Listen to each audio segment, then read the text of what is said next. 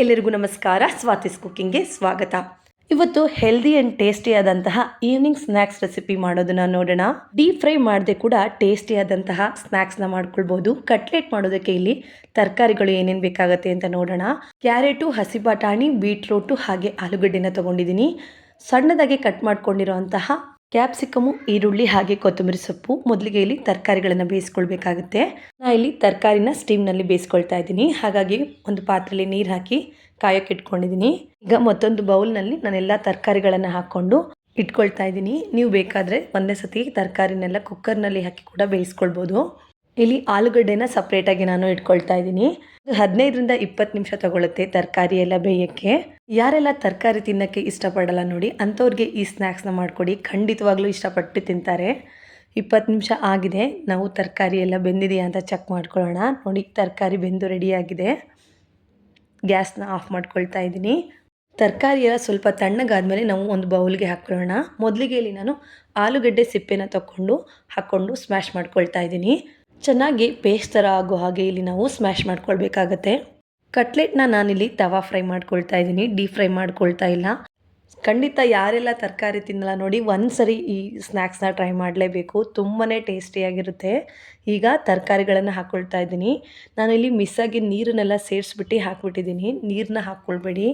ಒಂದು ಜರಡಿನಲ್ಲಿ ನೀಟಾಗಿ ಫಿಲ್ಟರ್ ಮಾಡಿಕೊಂಡು ಬರೀ ತರಕಾರಿಗಳನ್ನು ಹಾಕ್ಕೊಂಡು ಸ್ಮ್ಯಾಶ್ ಮಾಡ್ಕೊಳ್ಳಿ. ನೀರು ಸೇರ್ಕೊಂಬಿಟ್ರೆ ತುಂಬಾ ಸಾಫ್ಟ್ ಆಗಿಬಿಡುತ್ತೆ. ಆಲೂಗಡ್ಡೆನ ನಾವು ಹೇಗೆ ಸ್ಮ್ಯಾಶ್ ಮಾಡ್ಕೊಂಡ್ವೋ ಇದನ್ನು ಕೂಡ ಹಾಗೆ ಚೆನ್ನಾಗಿ ಸ್ಮ್ಯಾಶ್ ಮಾಡ್ಕೊಳ್ಬೇಕು. ನೋಡಿ, ಸ್ಮ್ಯಾಶ್ ಮಾಡಿಕೊಂಡು ರೆಡಿಯಾಗಿದೆ. ಈಗ ನೆಕ್ಸ್ಟ್ ನಾನು ಸಣ್ಣದಾಗಿ ಕಟ್ ಮಾಡ್ಕೊಂಡಿರೋಂತಹ ಕ್ಯಾಪ್ಸಿಕಮ್ಮು, ಈರುಳ್ಳಿ ಹಾಗೆ ಕೊತ್ತಂಬರಿ ಸೊಪ್ಪನ್ನೆಲ್ಲ ಹಾಕ್ಕೊಂಡು ಮಿಕ್ಸ್ ಮಾಡ್ಕೊಳ್ತಾ ಇದ್ದೀನಿ. ನಾನಿಲ್ಲೊಂದು 3 ಈರುಳ್ಳಿ, 1 ಕ್ಯಾಪ್ಸಿಕಮ್ನ ತೊಗೊಂಡಿದ್ದೀನಿ. ಹಾಗೆ 1 ಮುಷ್ಟಿ ಆಗೋಷ್ಟು ಕೊತ್ತಂಬರಿ ಸೊಪ್ಪನ್ನ ತೊಗೊಂಡಿದ್ದೀನಿ. 1 ಬೀಟ್ರೋಟು, 1 ಕ್ಯಾರೆಟು ಹಾಗೆ 1/4 kg ಆಗೋಷ್ಟು ಆಲೂಗಡ್ಡೆನ ತೊಗೊಂಡಿದ್ದೀನಿ. ಒಂದು ಸ್ವಲ್ಪ ಹಸಿ ಬಟಾಣಿನ ತೊಗೊಂಡಿದ್ದೆ. ಈಗ ರುಚಿಗೆ ತಕ್ಕಷ್ಟು ಉಪ್ಪನ್ನು ಹಾಕ್ಕೊಳ್ತಾ ಇದ್ದೀನಿ. ಅರ್ಧ ಟೇಬಲ್ ಸ್ಪೂನ್ ಆಗೋಷ್ಟು ಧನಿಯಾ ಪುಡಿ, 1 ಟೇಬಲ್ ಸ್ಪೂನ್ ಆಗೋಷ್ಟು ಖಾರದ ಪುಡಿನ ಹಾಕ್ಕೊಳ್ತಾ ಇದ್ದೀನಿ. ಹಾಗೆ 1/4 ಟೇಬಲ್ ಸ್ಪೂನ್ ಆಗೋಷ್ಟು ಗರಂ ಮಸಾಲ, 1/4 ಟೇಬಲ್ ಸ್ಪೂನ್ ಆಗೋಷ್ಟು ಜೀರಿಗೆ ಪುಡಿ ಹಾಗೆ 1/4 ಟೇಬಲ್ ಸ್ಪೂನ್ ಆಗೋಷ್ಟು ಕಾಳು ಮೆಣಸಿನ ಪುಡಿನ ಹಾಕ್ಕೊಳ್ತಾ ಇದ್ದೀನಿ. 1/4 ಟೇಬಲ್ ಸ್ಪೂನ್ ಆಗೋಷ್ಟು ಆಮ್ಚೂರು ಪುಡಿನ ಹಾಕ್ಕೊಳ್ತಾ ಇದ್ದೀನಿ. ಎಲ್ಲ ಹಾಕಿದ್ದಾದಮೇಲೆ ಚೆನ್ನಾಗಿ ಮಿಕ್ಸ್ ಮಾಡ್ಕೊಳ್ಬೇಕು. ಮಕ್ಕಳಿಗೆಲ್ಲ ಇದು ತುಂಬಾ ಹೆಲ್ದಿಯಾಗಿರುವಂತಹ ಸ್ನ್ಯಾಕ್ಸು ಅಂತಲೇ ಹೇಳ್ಬೋದು. ತುಂಬ ಮಕ್ಕಳು ತರಕಾರಿಗಳನ್ನು ತಿನ್ನೋಕ್ಕೆ ಇಷ್ಟನೇ ಪಡೋದಿಲ್ಲ. ಅಂಥ ಮಕ್ಕಳಿಗೆ ಈ ಥರ ಎಲ್ಲ ಥರದ ತರಕಾರಿಗಳನ್ನು ಹಾಕಿ ಒಂದು ಸ್ನ್ಯಾಕ್ಸ್ನ ಮಾಡಿಕೊಟ್ರೆ ಖಂಡಿತವಾಗ್ಲೂ ಇಷ್ಟಪಟ್ಟು ತಿಂತಾರೆ. ಟೇಸ್ಟ್ ಕೂಡ ಅಷ್ಟೇ ಚೆನ್ನಾಗಿರುತ್ತೆ ಅಲ್ವಾ. ಖಂಡಿತವಾಗ್ಲೂ ಅವ್ರು ಇಷ್ಟಪಟ್ಟು ತಿಂತಾರೆ. ಮಕ್ಕಳಿಗೆಲ್ಲ ಈ ಥರದ ಸ್ನ್ಯಾಕ್ಸ್ನ ಮಾಡಿಕೊಡಿ. ತರಕಾರಿಗಳನ್ನು ಹಾಕ್ಕೊಳ್ಳುವಾಗ ನಾನು ಮಿಸ್ಸಾಗಿ ನೀರು ಹಾಕ್ಕೊಂಡಿದ್ನಲ್ವಾ, ಅದಕ್ಕೋಸ್ಕರ ನಾನಿಲ್ಲಿ ಕಾರ್ನ್ಫ್ಲೋರ್ನ ಹಾಕ್ಕೊಳ್ತಾ ಇದ್ದೀನಿ. 3 ಟೇಬಲ್ ಸ್ಪೂನ್ ಆಗೋಷ್ಟು ಕಾರ್ನ್ಫ್ಲೋರ್ನ ಹಾಕ್ಕೊಳ್ತಾ ಇದ್ದೀನಿ, ಸ್ವಲ್ಪ ತಿಕ್ಕಾಗಿ ಬರಲಿ ಅಂತ ಹೇಳಿ. ಕಾರ್ನ್ಫ್ಲೋರ್ ಹಾಕೋದ್ರಿಂದ ಸ್ವಲ್ಪ ಚೆನ್ನಾಗಿ ಬೈಂಡಿಂಗ್ ಬರುತ್ತೆ, ಹಾಗೆ ಸ್ವಲ್ಪ ಥಿಕ್ನೆಸ್ ಬರುತ್ತೆ ಅಂತ ಹೇಳಿ ನಾನಿಲ್ಲಿ ಕಾರ್ನ್ಫ್ಲೋರ್ನ ಉಪಯೋಗಿಸ್ಕೊಳ್ತಾ ಇದ್ದೀನಿ.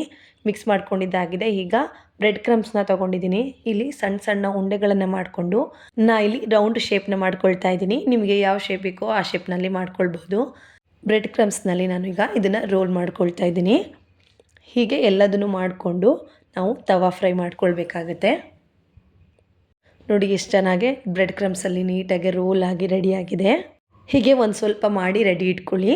ಒಟ್ಟಿಗೆ ಒಂದು 5ರಿಂದ 6 ಮಾಡಿ ಇಟ್ಕೊಂಡ್ರೆ ತವಾ ಫ್ರೈ ಮಾಡ್ಕೊಳ್ಳೋಕ್ಕೆ ಈಸಿ ಆಗುತ್ತೆ. ಇಲ್ಲಿ ನಾವು ಬೀಟ್ರೂಟ್ನ ಉಪಯೋಗಿಸಿರೋದ್ರಿಂದ ಕಲರ್ ಮಾತ್ರ ತುಂಬಾ ಚೆನ್ನಾಗಿ ಬಂದಿದೆ. ಟೇಸ್ಟ್ ಕೂಡ ಅಷ್ಟೇ ತುಂಬಾ ಚೆನ್ನಾಗಿರುತ್ತೆ. ತಿಂತಾ ಇದ್ದರೆ ತಿಂತಾನೆ ಇರಬೇಕು ಅನ್ನೋಷ್ಟು ರುಚಿಯಾಗಿರುತ್ತೆ ಇದು. ಈ ಸ್ನ್ಯಾಕ್ಸ್ನಲ್ಲಿ ತರಕಾರಿನೇ ಮೇಯ್ನ್ ಆಗಿರೋದ್ರಿಂದ ಡೈರೆಕ್ಟಾಗಿ ತುಂಬ ತರಕಾರಿಗಳು ದೇಹಕ್ಕೆ ಹೋಗುತ್ತೆ. ಆರೋಗ್ಯಕ್ಕೆ ಕೂಡ ತುಂಬಾ ಒಳ್ಳೆಯದು. ಮಕ್ಕಳು ಹಾಗೆ ದೊಡ್ಡವರು ಎಲ್ಲರಿಗೂ ಕೂಡ ಇದೊಂದು ಒಳ್ಳೆಯ ಸ್ನ್ಯಾಕ್ಸ್ ಅಂತಲೇ ಹೇಳ್ಬೋದು. ಬ್ರೆಡ್ ಕ್ರಮ್ಸಲ್ಲಿ ರೋಲ್ ಮಾಡಿಕೊಂಡು ರೆಡಿಯಾಗಿದೆ. ಈಗ ತವಾ ಫ್ರೈ ಮಾಡ್ಕೊಳ್ಳೋಣ. ಇಲ್ಲಿ ನಾನು ಆಲ್ರೆಡಿ ತವಾನ ಕಾಯೋಕ್ಕೆ ಇಟ್ಕೊಂಡಿದ್ದೆ. ಈಗ ಸ್ವಲ್ಪ ಎಣ್ಣೆನ ಸ್ಪ್ರೆಡ್ ಮಾಡ್ಕೊಳ್ತಾ ಇದ್ದೀನಿ. ನಾನಿಲ್ಲಿ ಜಾಸ್ತಿ ಎಣ್ಣೆನ ಉಪಯೋಗಿಸ್ಕೊಳ್ತಾ ಇಲ್ಲ, ಸ್ವಲ್ಪನೇ ಹಾಕ್ಕೊಂಡು ತವಾ ಫ್ರೈ ಮಾಡ್ಕೊಳ್ತಾ ಇದ್ದೀನಿ. ನಿಮಗೆ ಬೇಕು ಅಂದರೆ ಜಾಸ್ತಿ ಕೂಡ ಹಾಕ್ಕೊಳ್ಬೋದು. ನಾನಿಲ್ಲಿ 2ರಿಂದ 3 ಟೇಬಲ್ ಸ್ಪೂನ್ ಆಗೋಷ್ಟು ಎಣ್ಣೆ ಅಷ್ಟೇ ಉಪಯೋಗಿಸಿರೋದು. ಆಲ್ರೆಡಿ ತರಕಾರಿ ಎಲ್ಲ ಬೆಂದಿರೋದ್ರಿಂದ ಒಂದು ಮೀಡಿಯಮ್ ಫ್ಲೇಮ್ನಲ್ಲಿ ಇಟ್ಕೊಂಡು ಸ್ವಲ್ಪ ಫ್ರೈ ಮಾಡ್ಕೊಳ್ಳಿ. ಸ್ವಲ್ಪ ಕ್ರಿಸ್ಪಿಯಾಗಿ ಬಂದರೆ ಸಾಕು. ತವಾ ಫ್ರೈ ಮಾಡೋದಕ್ಕೆ ಇಲ್ಲಿ ಜಾಸ್ತಿ ಏನು ಟೈಮ್ ಬೇಕಾಗಲ್ಲ. ಒಂದು 5ರಿಂದ 10 ನಿಮಿಷ ಸಾಕಾಗತ್ತೆ. ನೋಡಿ, ಆಲ್ರೆಡಿ ಒಂದು ಕಡೆ ಚೆನ್ನಾಗಿ ಫ್ರೈ ಆಗಿದೆ. ನಾನೀಗ ತಿರುಗಿಸ್ಬಿಟ್ಟು ಹಾಕ್ಕೊಳ್ತಾ ಇದ್ದೀನಿ. ಇಷ್ಟು ಕ್ರಿಸ್ಪಿನೆಸ್ ಬಂದರೆ ಸಾಕು. ಇನ್ನೊಂದು ಕಡೆ ಕೂಡ ಇಷ್ಟೇ ಕ್ರಿಸ್ಪಿ ಆದಮೇಲೆ ನಾವು ತಕ್ಕೊಂಡ್ರೆ ಸಾಕಾಗುತ್ತೆ. ಯಾರೆಲ್ಲ ಇನ್ನೂ ಸಬ್ಸ್ಕ್ರೈಬ್ ಮಾಡ್ಕೊಂಡಿಲ್ವೋ ದಯವಿಟ್ಟು ಸಬ್ಸ್ಕ್ರೈಬ್ ಮಾಡ್ಕೊಳ್ಳಿ. ಟೇಸ್ಟಿ ಆ್ಯಂಡ್ ಹೆಲ್ದಿ ಆದಂತಹ ಕಟ್ಲೆಟ್ಟು ರೆಡಿಯಾಗಿದೆ. ಆದಷ್ಟು ವಿಡಿಯೋಗಳನ್ನು ಶೇರ್ ಮಾಡಿ ಸಪೋರ್ಟ್ ಮಾಡ್ತಾ ಇರಿ. Thank you.